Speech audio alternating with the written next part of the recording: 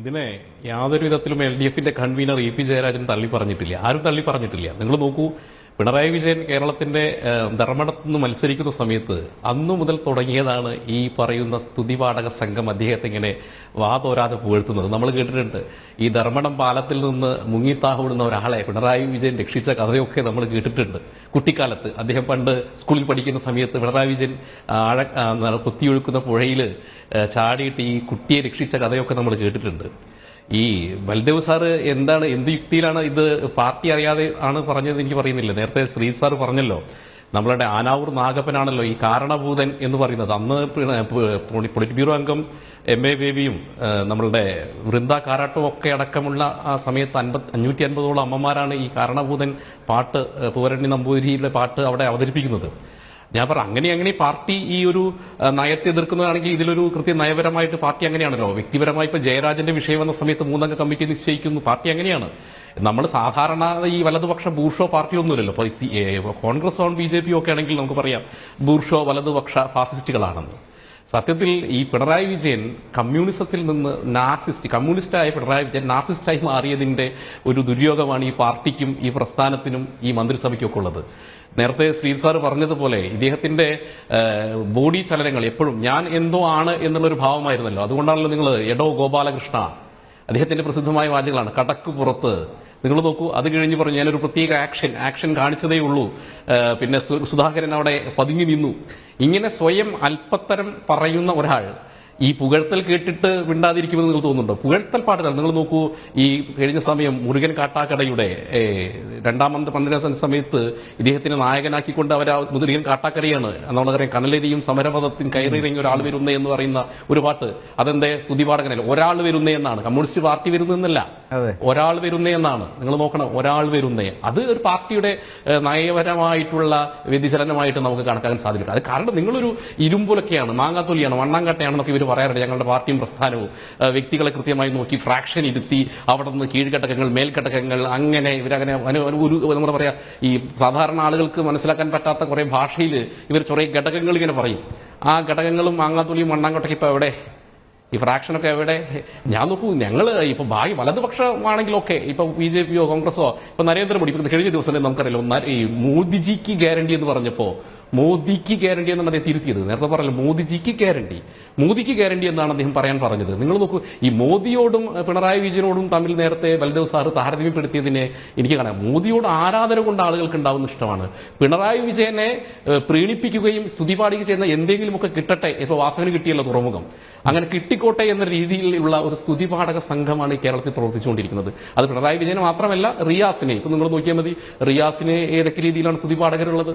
നിങ്ങൾ നോക്കൂ, ഒരു മന്ത്രിസഭയുടെ പോസ്റ്റർ ഫ്രെയിം ചെയ്യുമ്പോൾ റിയാസിന്റെ മുഖം എവിടെയാ?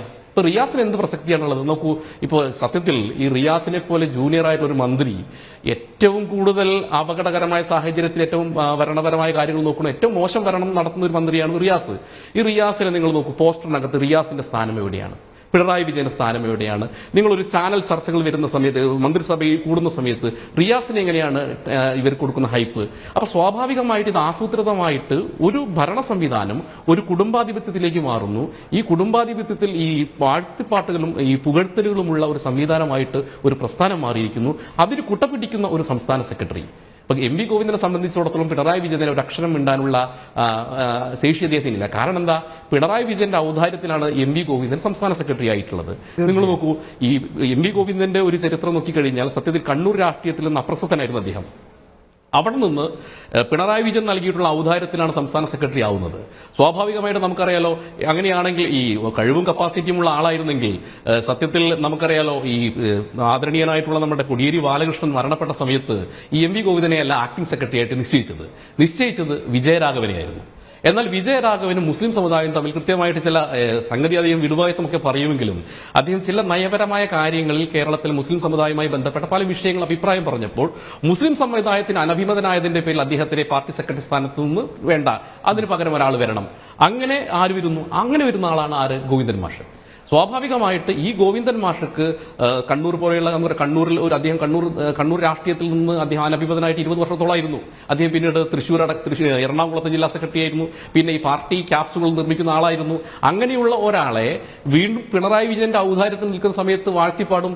ഈ ഭഗവത്ഗീതയിൽ നേരത്തെ സീൻ സാർ പറഞ്ഞല്ലോ, ദിവിസൂര്യ സഹസ്രസ്യ എന്നൊന്നും പറയാത്തത് ഭാഗ്യം. നമ്മൾ കൃഷ്ണനെ കണ്ടപ്പോൾ അർജുനൻ കൃഷ്ണനെ പ്രത്യക്ഷപ്പെട്ട ഭാവത്തിൽ ദിവിസൂര്യ സഹസ്രസ്യ എന്നൊന്നും പറയാത്തത് ഭാഗ്യം.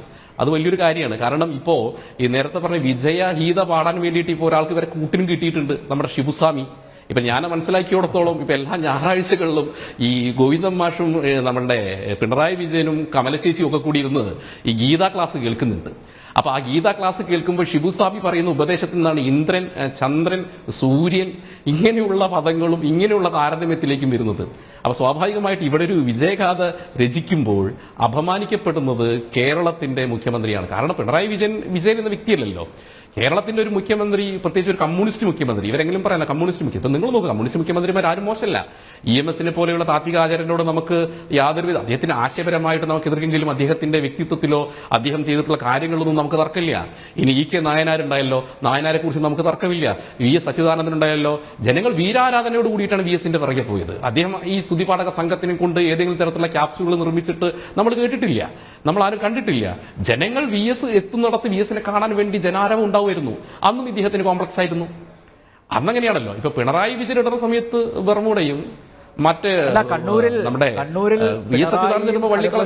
പി ജയരാജനും ഒരു ചടങ്ങിൽ പി ജയരാജന് കിട്ടിയ കയ്യടി, അത് ശക്തി കൂടിപ്പോയത് കൊണ്ടാണ് അദ്ദേഹം കലിപ്പ് കാണിച്ചത് അവിടെ. ഇത് ഒരു യാഥാർത്ഥ്യമാണ്. ആ പരിപാടിയിൽ ഇദ്ദേഹം കയ്യടി കൂടുതലായിട്ട് കിട്ടി പി ജയരാജന്. അതെ. അപ്പൊ അതിനുശേഷമാണ് പി ജയരാജനെ ശരിക്കും മാത്രമല്ല സാർ, നമ്മള് തീർച്ചയായും പി ജയരാജൻ സത്യത്തിൽ കണ്ണൂരിൽ രാഷ്ട്രീയത്തിൽ അപ്രമാദിത്വം ഉണ്ടായിരുന്നു നമുക്കറിയാലോ. അവിടുന്ന് ഈ ജയരാജനോടുള്ള വിരോധം, അത് ഗോവിന്ദൻ മാഷ്ക്കും വിരോധമുണ്ട്.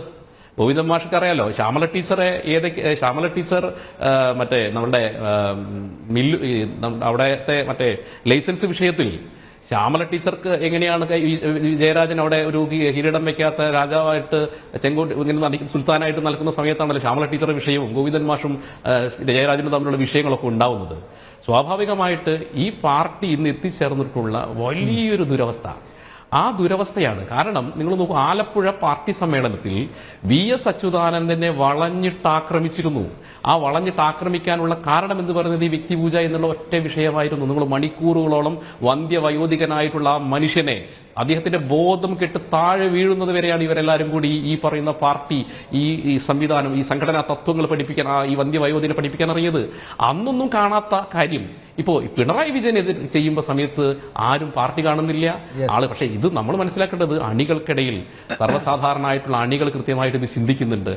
അവരെ സംബന്ധിച്ചിടത്തോളം ഈ പാർട്ടി ഇന്നെത്തി നിൽക്കുന്ന ഈ ഒരു അവസ്ഥയിൽ അവർക്ക് വിഷമമുണ്ട്, വേദനയുണ്ട്. ഇത് കാരണം ഇതൊരു പാർട്ടി സംവിധാനം, ഇതിപ്പോൾ എവിടെ ആയിക്കോട്ടെ, ലോക കമ്മ്യൂണിസത്തിന്റെ ചരിത്രം നമ്മൾ പരിശോധിച്ചു കഴിഞ്ഞാൽ ഇപ്പൊ കിം ജോങ് ഉൻ ആണ് ഇപ്പൊ ഇതുപോലൊരു കോമഡി പരിപാടികൾ നമ്മൾ കാണിച്ചുകൊണ്ടിരിക്കുന്നത് ഉത്തര കൊറിയയിൽ. അതേ സ്ഥിതി, കാരണം അവിടെയും ആ ഭരണത്തിനോടുള്ള അതിർത്തി ജനങ്ങൾക്കിടയിലുണ്ട്, ഇവിടെയും അതിർത്തി ജനങ്ങളുടെ. സ്വാഭാവികമായിട്ട് അതിന്റെ അവസാനത്തെ ഒരു കലാശക്കൂട്ടിലേക്കാണ് ഈ പാർട്ടിയും ഇവിടുത്തെ ഈ കമ്മ്യൂണിസ്റ്റ് പ്രത്യയശാസ്ത്രവും പോകുന്നത്. അതിനുള്ള ഒരു ഉദാഹരണമായിട്ടാണ് നമുക്ക് ഇതിനെ കാണാൻ സാധിക്കുക.